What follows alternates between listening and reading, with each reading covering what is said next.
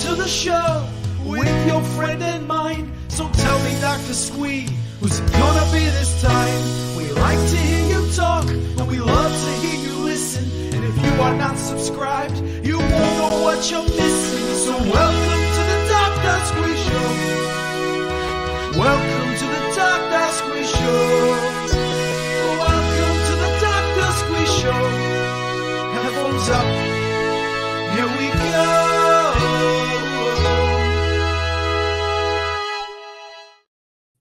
Hello and welcome to the Dr. Squee Show. I'm Dr. Squee and this is my show. Hope you're all having a wonderful week out there. Tonight, what I love about this show is doing these interviews, I get to interview all sorts of people like actors, musicians, and tonight I'm interviewing a mushroom farmer. Now you may wonder why. This particular mushroom farmer, he farms lion's mane mushrooms, and he's from Fungi Foods. And he's just appeared on Channel 4's Aldi's Next Big Thing. You can catch it now on 4 on demand, or Channel 4, I believe it's just called now. And it was shown just this Tuesday. And he won his episode. We can't wait to talk to him all about the fun world and all the beneficial health properties you can get from lion's mane mushrooms. Please welcome to the Dr. Squee Show, Gareth Griffith-Swain. Gareth, how are you doing today, sir? Yeah, really good, thanks. Yeah, it's been a bit of a kind of surreal morning after winning the show last night, but yeah, no, I'm doing great. Congratulations. And this is much. just a wonderful journey which you've been on. We'll get into the kind of like the Aldi and everything of it, but yeah. I'm not detecting too much of it. Like it's North Wales where your mushroom farm is. I'm not detecting too much of an accent. I believe you came from the city originally to be a mushroom farmer. Tell us just a little bit how that journey worked. Yeah, so I mean, my family's originally from North Wales, and I grew up down in the south of England. But my grandfather was a sheep farmer, just in the village of White just outside Caernarfon. He did that like all of his life, and when he passed on the farm to my parents. And they're not your kind of traditional farmers either, and obviously we wanted to continue the farm. We were looking. It's a traditional sort of farm. It's a very traditional farm. I mean, very, very traditional Welsh sheep farm. Part of the Snowdonia National Park. Really, really beautiful part of the world, but very traditional in terms of 200, 300 lambing ewes, and that's about it.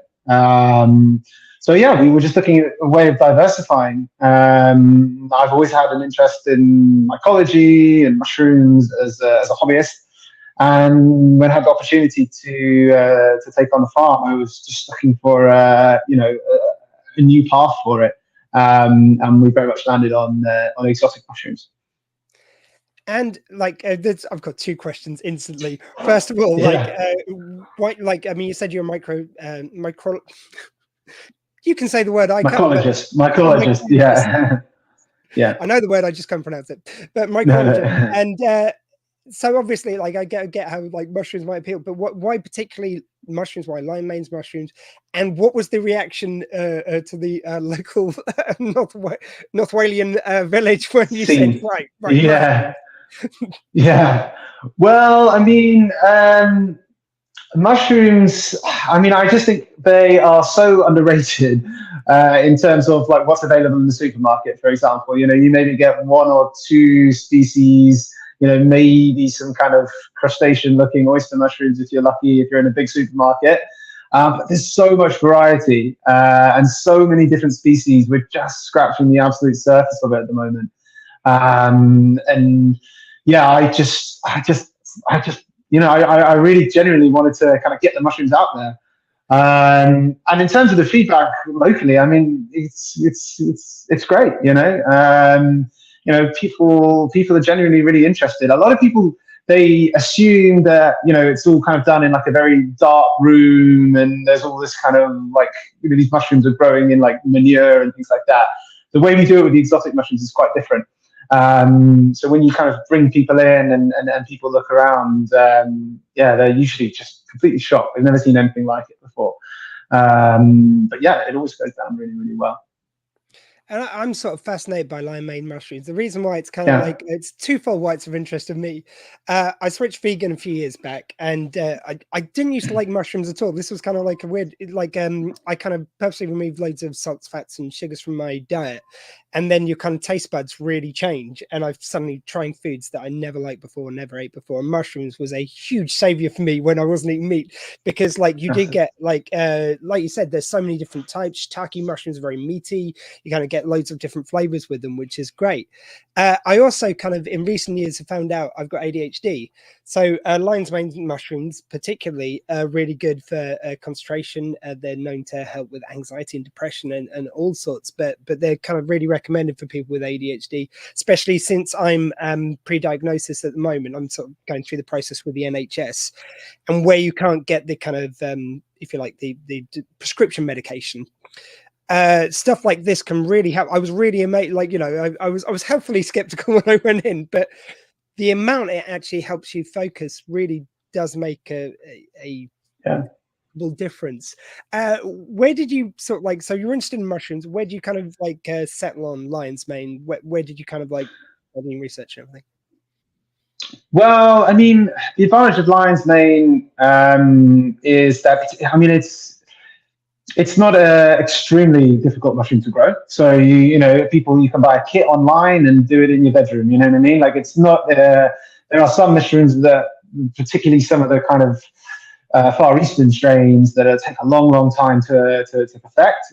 Whereas, you know, lion's mane, you know, if you got all the right inputs going in, then you can get it right. So it's kind of slightly easier to scale, I think, than some of the other ones. Also, obviously, like you said, the medicinal value. Lion's mane sits in this beautiful place where it tastes really, really good, and it's really, really good for you. You get the medicinal values as well. A lot of the medicinal mushrooms are just taste god awful, and you know, you wouldn't want to put them in a stir fry or anything like that. You know, they're typically like very bitter, or some of them can be very, very tough. Whereas the lion's mane, like I said, sits in this kind of unique place of being a great gourmet mushroom and a great medicinal mushroom, and I think that's why it's kind of got so much popularity at the moment. And also, like you said, as a kind of meat replacement, it really works really, really well there. People almost call it like the lobster mushroom. It's got a kind of flaky, kind of lobstery texture, which, you know, is obviously favorable as well. So yeah, there's so many benefits and great points about the lion's mane of all the mushrooms. It's my personal favorite. And yeah, it was an easy decision to go for it. Yeah, I always say to people, it's like, look, if you try mushrooms before, I'm not saying you're going to like these other ones, but try it, that they are like, it's a different thing. it's not the same. Oh, thing. Yeah, 100%. When people say to me, oh, I don't like mushrooms, which is something I get a lot, you know, a lot of people just say straight out, I don't like mushrooms. And to me, that's just like saying you don't like fruit or something like that, you know, because the spectrum of mushrooms is so large. Like, there's so many different types of mushrooms.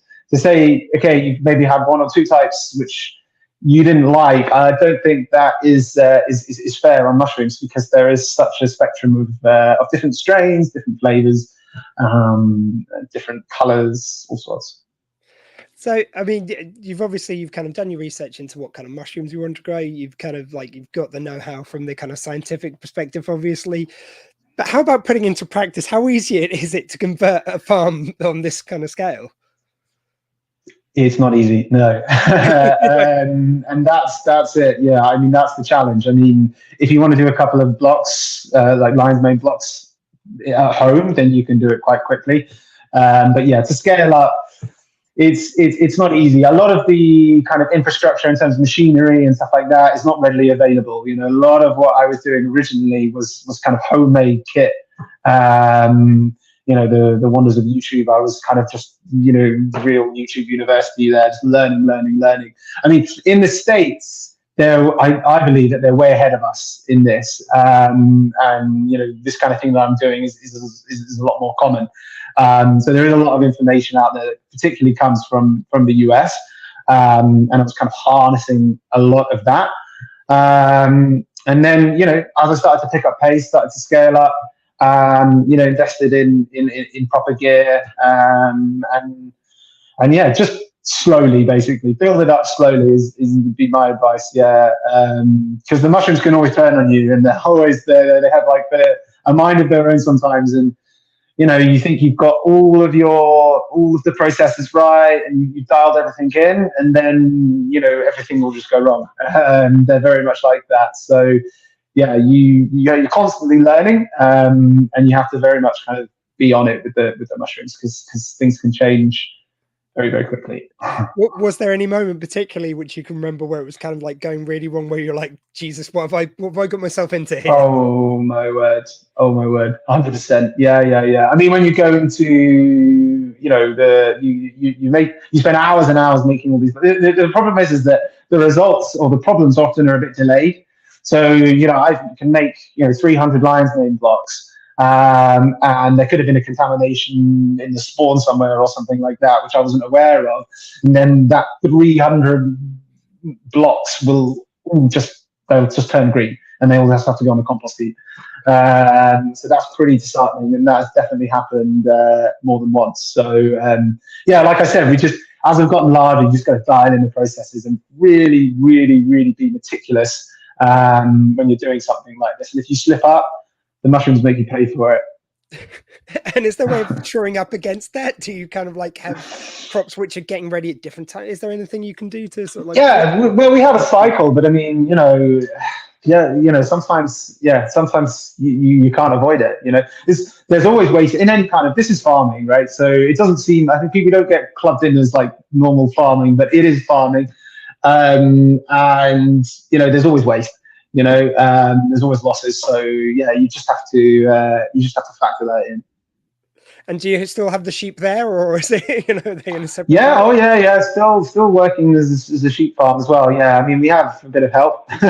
Yeah. Fortunately, there's a lot of people who are from a farming background who want to get into it. So it wasn't a challenge to find someone to basically keep farming. So yeah, we definitely wanted to keep that alive. I didn't want to just cancel that. The thing is with mushrooms is that like you don't really need that much space. They're very, in terms of space, they're very, very efficient. So there's like a big sheep farm, so a hill farm. So there's plenty of space to do the mushrooms and the sheep at the same time. Awesome. So getting onto the Aldi of it all. So how does the TV show come into it? Like it was just the business going well and you started looking into new opportunities? Yeah, I mean, I've always wanted to get into retail. I mean, I was doing mainly kind of markets, smaller like restaurants, fairly small scale. And yeah, I mean, I have this dried lion's mane product, which is the product that's being sold at Aldi. One of the challenges with lion's mane is that it has a short shelf life. So in a retail environment, I think in a like supermarket retail environment, it'd be quite hard to get it into the supply chain because it can only last 5 or 6 days and it's very delicate, so it can get beaten up real quickly. So my feeling of, I think it will happen one day, but at the moment I think the idea of getting fresh lion's mane in the supermarket, I personally think it's a little bit far away, purely because of those factors.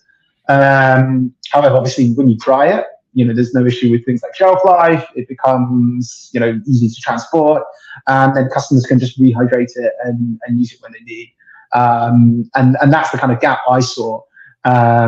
So yeah, I mean, was trying the product, which was I was selling it to the supplement world. It was going to, selling it at the markets and stuff like that. And it was really, really popular, and yeah, I just saw the opportunity to pitch to Aldi. I went in with very little expectations. I was just like, just be a little, promotion for the business. And then just kind of went through the stages and yeah, ended up here. And how are you with the kind of like being on TV, presenting it in that kind of fashion, and like how was that kind of process for you?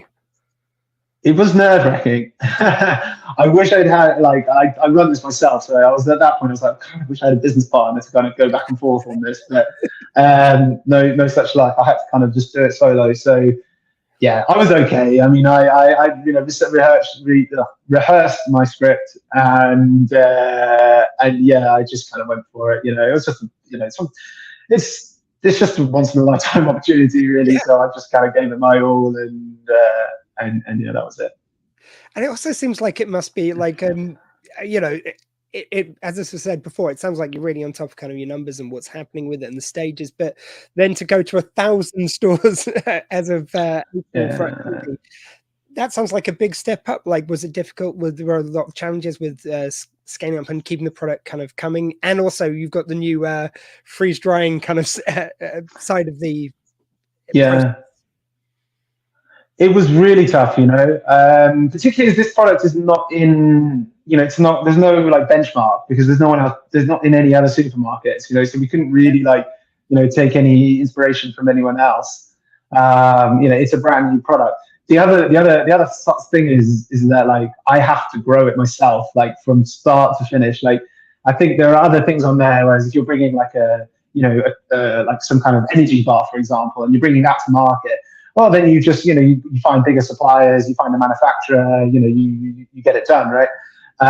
But with this, there is no, you know, there's no other big lion's mane producer that I can rely on for this. You know, I have to do this from spore to fruit. You know, like I have to do the whole process myself.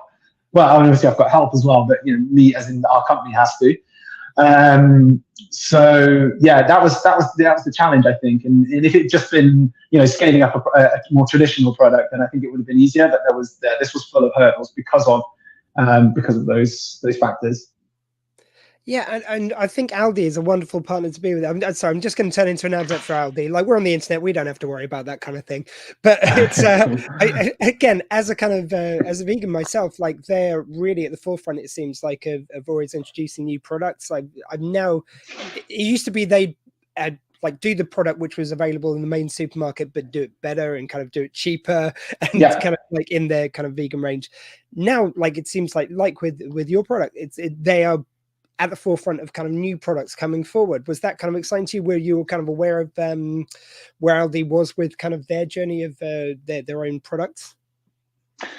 Yeah, definitely. You know, yeah, they are kind of trailblazers in that sense. You know, yeah, there's definitely products in there that are unique to Aldi, and the other kind of bigger supermarkets they don't touch. So yeah, I guess that gave me a bit of confidence.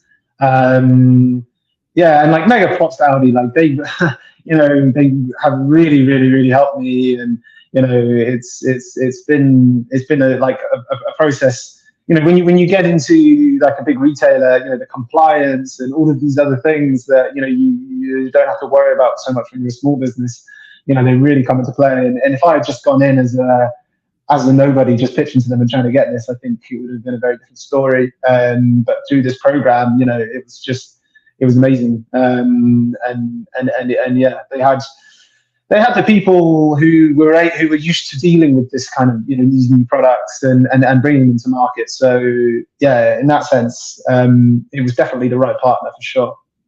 And was there anything when you did start getting it ready to kind of scale up to go into all the supermarket and or all the branches of Aldi, was there anything particular which kind of you've learned from that, which you kind of like can use for the future when doing something like this? 100%. Scaling up in the future. Yeah, 100%. Yeah, no. Like I said, the compliance side is crazy, and you know that has been really, really, really helpful. Yeah, also just dealing with these big retailers, you know, how they work, how their people work. Yeah, it's been a pretty valuable experience in that way, and it's definitely geared me up for the future. And yeah, it's like it's kind of like it's great to have it kind of on like stuck on in my CV almost now, you know, which really, really helps me in the future with everything, you know.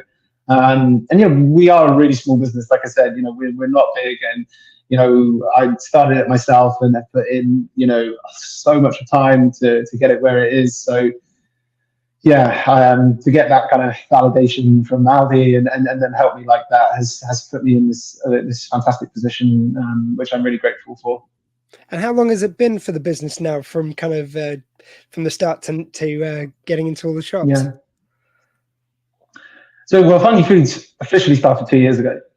2 years. It's a pretty impressive journey. Yeah. Yeah, exactly. It is. Yeah, I mean, I was growing mushrooms before that, so I knew the kind of ins and outs of what I needed to do. But in terms of selling to restaurants and then the early stages, yeah, that was 2 years ago. So yeah, we definitely wouldn't be where we are today if it wasn't for the Aldi contract. So yeah, it's had a massive impact. And it must be such relief, like, because that's 2 years of probably just doing nothing but this business, just kind of concentrating everything. Oh my word! How's that been on you? And 100%. like, are you able to take somewhat of a breather now that kind of it's step to this, or do you just go on to the next challenge? Honestly, I probably just go on to the next challenge. It's really difficult. Yeah, it's difficult with something like this just to pull out and have 2 or 3 weeks off, because you have to keep the cycle, and at these early stages of a company, like, it's really, really tricky to just put that off, and yeah, you get a bit of time off here and there, but no, I think this is a time of growth, and yeah, I'm just going to keep going forward with it for sure. And is there a kind of like what's the next step? Is there another product? Is there kind of like expansion you want to do on this one?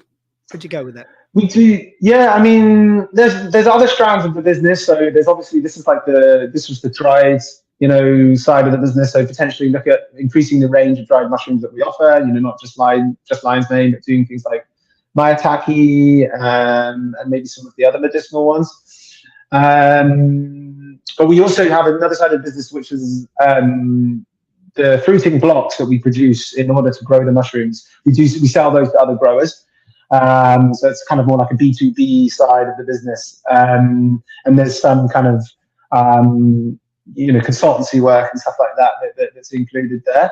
And just to help people set up farms, because it's really difficult to get going at the start of being a mushroom farmer. And if you can buy the blocks in and grow them in yourself, then it's a really nice level up.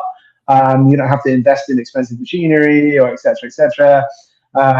So yeah, and like I said, like in the US, from what my understanding, I can make out, like every little town has a mushroom farmer, and in the UK, I think we're a little bit far behind, and I think it's a really, really good form of farming because it can be done in an urban environment, it can be done in the country. You don't have to come and live in Wales. Like, you can be in the middle of a city and start up a mushroom farm. It doesn't take that much space. So then you can provide fresh local produce to restaurants, to farmers markets, and make a nice little business for yourself.